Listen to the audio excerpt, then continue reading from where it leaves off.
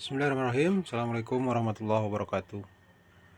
Baik, kali ini kita akan coba ya membahas tentang pentingnya ya untuk yang akan mulai usaha gitu ya, bagi pengusaha, calon pengusaha, pemula gitu ya. Nah, sebelum kita jualan barang atau jasa ya, ini berdasarkan dari ilmu yang diajarkan oleh Pak Agus Piranhamas dan juga kepada murid-muridnya ya. Jadi ada 3 poin. Yang pertama, jati diri dan keberuntungan. Baru setelah itu kita tentukan produk atau jasa kita.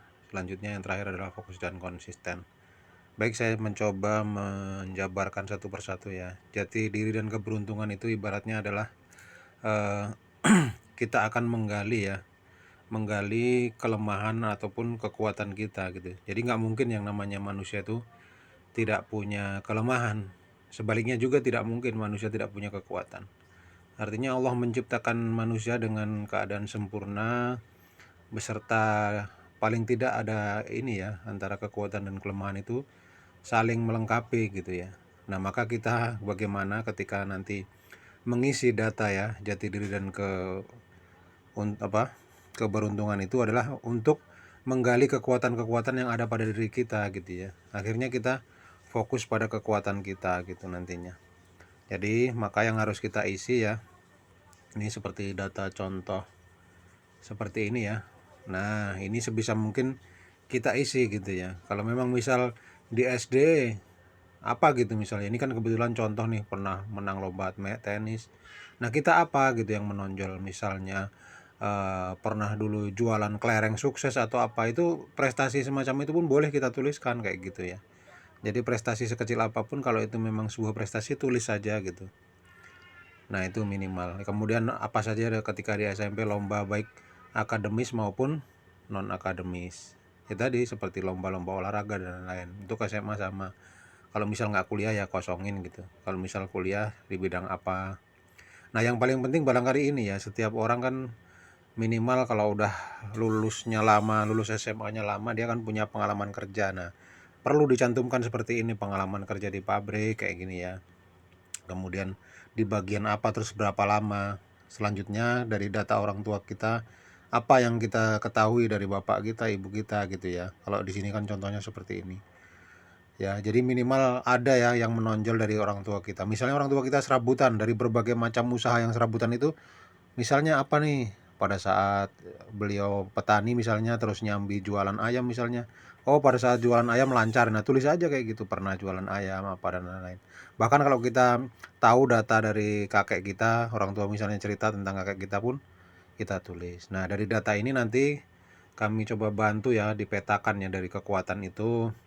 Maka ada beberapa saran gitu ya. Dari hasil analisa data ya, dari logika, mapping, nalar dan mapping ini, akhirnya muncul beberapa saran seperti ini gitu kan. Prestasi, bakat dan minat, kemudian di sini nih, nah kan ada rekomendasi usaha apa yang cocok. Nah, misal usaha kuliner, nah ini bla bla bla apa aja. Kemudian usaha peternakan modern apa aja. Nah, ini sebagai panduan kita nanti kita gali lagi ya dari penjelasan yang masih global ini, apa kita coba gitu ya, nanti memunculkan produk. Nah, hasil itu semua tentunya nggak ada jaminan 100%, tapi minimal membantu kita ya mengurangi uji coba lah ya. Ibaratnya kalau gagal nggak usah kebanyakan lah gitu ya. Nah, dari pemetaan itu tidak ada jaminan 100% ya. Yang pasti adalah kita minta sama Allah ya, jika memang itu adalah jalan kita ya pasti dimudahkan, dilancarkan. Nah, kita lanjutkan. Tapi kalau misalnya itu bukan jalan kita ya, biasanya disulitkan, diruwetkan gitu. Maka kita perlu coba usaha dengan produk yang lain kayak gitu. Nah, selanjutnya setelah ketemu ya jati diri dan keberuntungan tadi setelah diisi, nanti kita coba dari hasil analisa tadi, data, pemetaan itu akan kita munculkan ya produk apa yang cocok, jasa apa yang cocok. Dan yang terakhir adalah kita tinggal fokus dan konsisten. Kalau di online jualan yang kita ajarkan ini adalah kita fokus 3 sampai dengan 6 bulan ya. Kita coba sebar brosur ya. Kita lihat hasilnya, jika memang dimudahkan, dilancarkan ya berarti kita fokus di situ. Tapi sebaliknya, ada kesulitan, ada kerumitan, nah sebaiknya kita ganti produk. Begitu teman-teman sekalian, dimanapun berada ya, mudah-mudahan video ini bisa membantu banyak orang ya, karena yang namanya pengalaman ya, berkaca dari diri saya sendiri barangkali sudah lebih dari 20 tahun trial error ya. Jangan sampai teman-teman sekalian pun mengalami hal yang sama. Mudah-mudahan bisa terbantu ya dengan adanya video seperti ini. Terima kasih atas perhatiannya. Jika kurang jelas boleh nanti japri di grup ya. Terima kasih. Wassalamualaikum warahmatullahi wabarakatuh.